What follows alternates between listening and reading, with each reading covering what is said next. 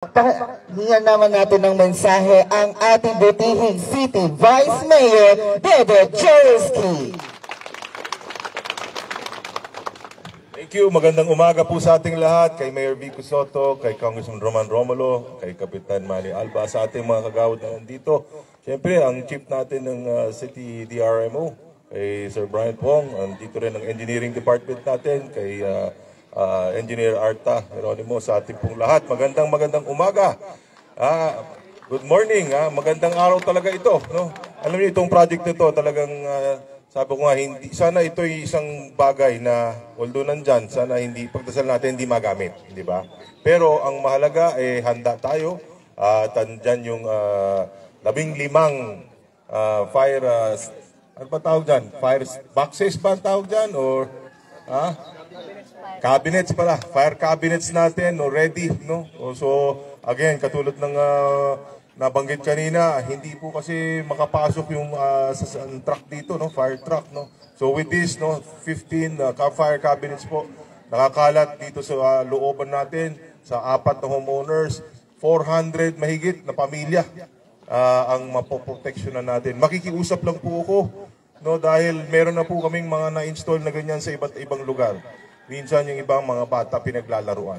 Minsan nababasag, minsan nasisira. Yung iba pinag-iinteresan pa yung mga bakal-bakal.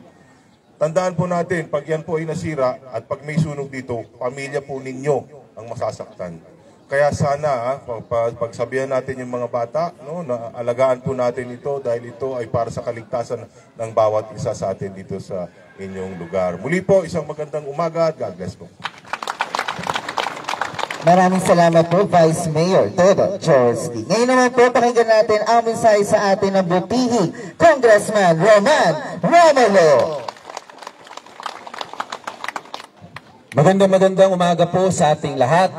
Unang-una po, no, talagang maraming salamat sa pagsalubong rin po sa amin ngayon umaga. Alam ko marami rin kayong magawain pero andito po kayo.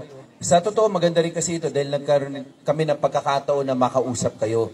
Pero sa totoo, Mayor Vico, Vice Dodot, kanina nung umikot tayo kanina dito, ano, nagulat po ako na talagang ito yung isa sa pinaka marami na nakita ko at pinakamalawak na may dry standpipe. Sa totoo po, hanggang dun pa sa dulo, meron eh. Kaya Father Adam, medyo mapapa-exercise ka ngayon. Medyo marami-rami. Pero sa totoo po, no, itong dry standpipe, napaka-importante po nito dahil talagang wala naman pong ibang paraan para makapasok dito ng madali. Pero sa pamamagitan po ng dry standpipe na ito, wag lang, sabi nga ni Vice lagi, wag dapat magamit, wag sana magamit. Pero maganda na po na preparado lang po tayo. At kanina narinig ko rin, binanggit nila Sir Ronald na dapat matutunan natin yung paggamit. Ang pinakamaganda po dyan, lahat po tayo mag-participate kasi hindi naman natin alam kung sino yung aabutan na nandito sa panahon na hindi sana mangyari. Kaya dapat lahat alam paano gamitin. Kasi ang ganda po, may sistema po talaga yan para mabawasan po yung damage. Una-una sa mga maminamalat sa buhay. Pangalawa, sa property. Di ba? Dapat masigurado natin yon. Pero siguro samantalin ko rin yung pagkakataon po na ito, no? Dahil sa totoo, malapit na rin po tayo sa PCGH. Sa totoo po, no, umpisa na po yung maliit na construction po dun sa loob para mabuksan na po yung Malasakit Center. Kung maalala po ninyo, nung una kaming nanungkulan dito, binuksan po namin 3 ni Mayor Vico, Vice Dodot, yung Malasakit Center sa Rizal Medical Center. Pero marami nagsasabi sa amin na siyempre, minsan mas malapit talaga pumunta PCGH. At sa totoo po, no, ang daming yung mga facilities dito medyo na-upgrade na rin po. Yung mga chemotherapy dito, na-upgrade lahat po yun. Yung mga kwarto po dito, na-upgrade na po lahat yan. At naiintindihan namin, di talaga dito pupunta.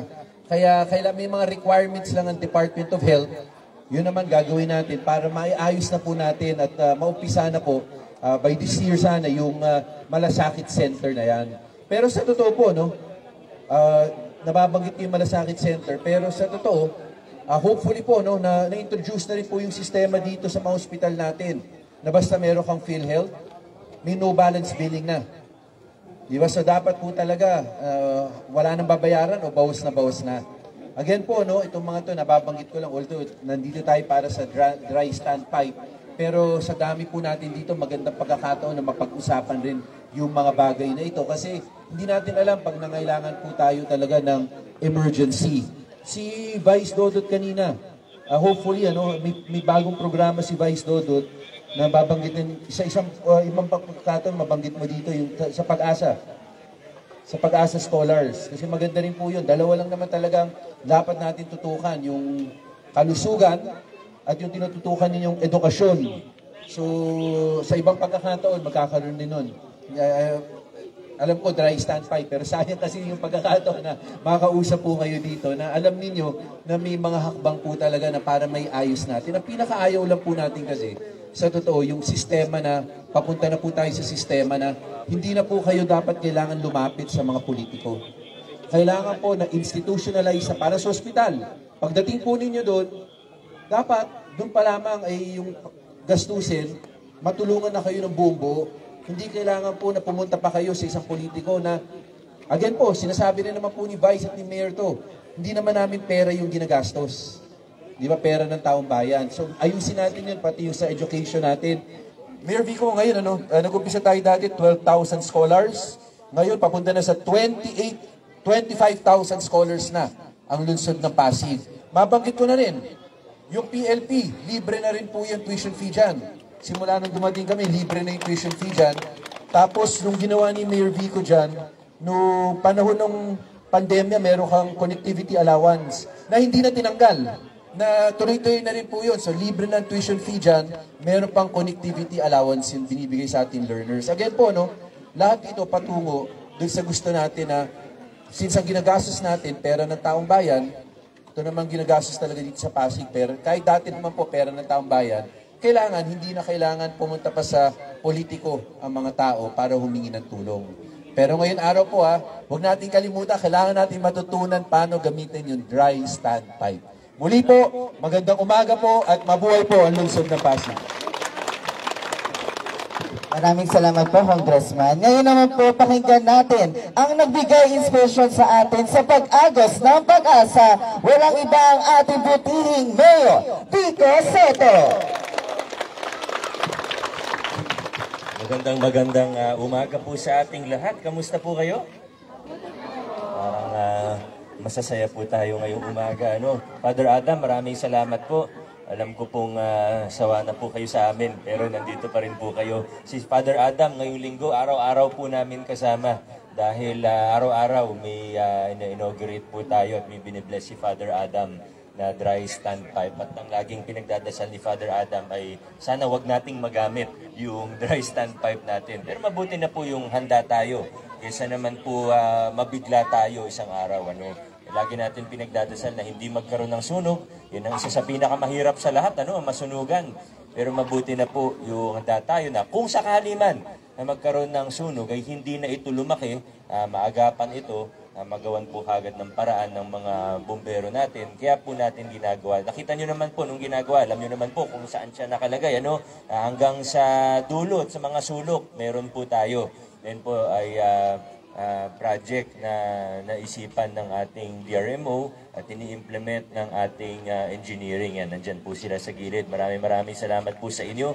At engineering po natin, hindi lang dry standpipe po yung proyekto dito, kundi nakikita nyo naman po yung mga ibang ginagawa po dito, yung hinukongkreto po sa may sapa po natin. At siguro sa susunod na mga panahon, mas marami pa po kung ano yung mga pangailangan din natin. Nung dumadaan po ako, papasok po dito, ay nakita ko po ang mga urban garden natin na project kasama ng senro natin, pero alagaan po ng ating mga HOA. Sino po sa inyo ay tumutulong sa urban garden po natin? Ayun, halos lahat. Maraming salamat po sa inyo. Napakaganda.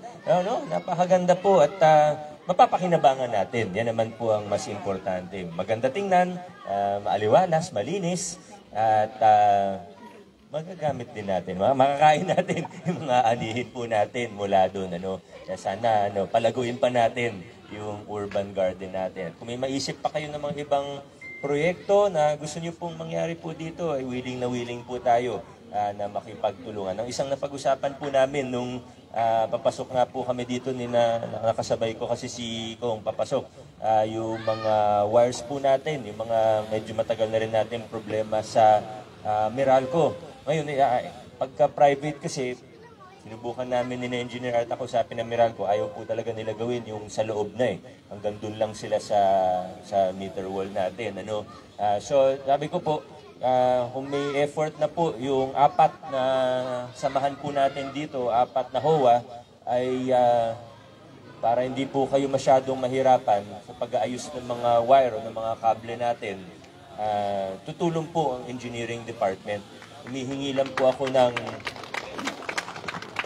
ako kasi 4 po yung samahan, para hindi na po malito yung engineering department namin. Hingi lang po ako ng isang point person kung sino pong pwede naming ka-coordinate. Yan po, yung mga engineer natin, naka-uniform naman po sila. Mamaya, kausapin nyo na lang po sila kung sino pong point person natin. Sana isa na lang po yung kausap namin para i-schedule natin yung paglilinis natin ng mga wire. Lilipat lang natin kasi nagpagawa na rin kayo ng poste po ninyo.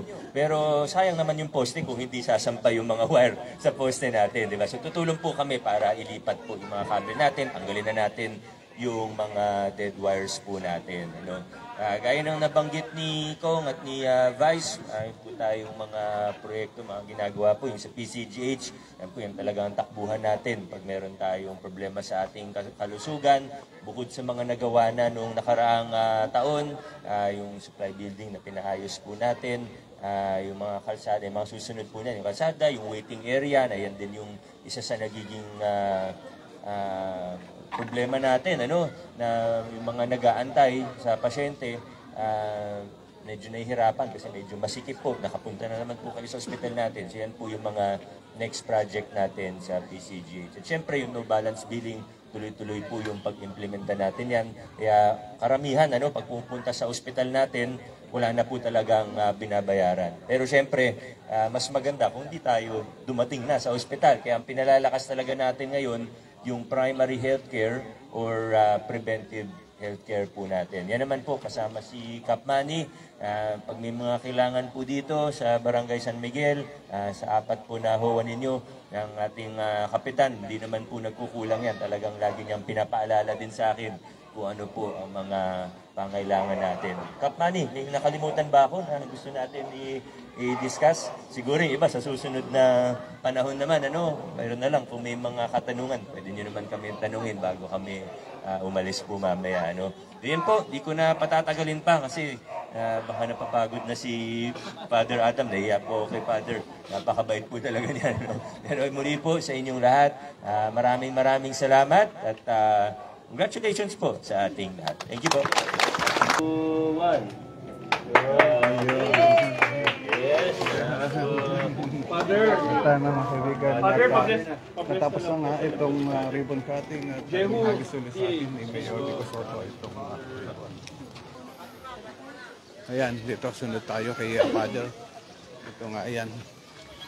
Itong pinaka-area na ito, medyo maluwag at maraming makabahayan dito. Pero yung pinakadaan talaga dito, hindi kasya. Yun mga truck ng bumbero. Tanging mga motor at bisikleta lang ang kakasya.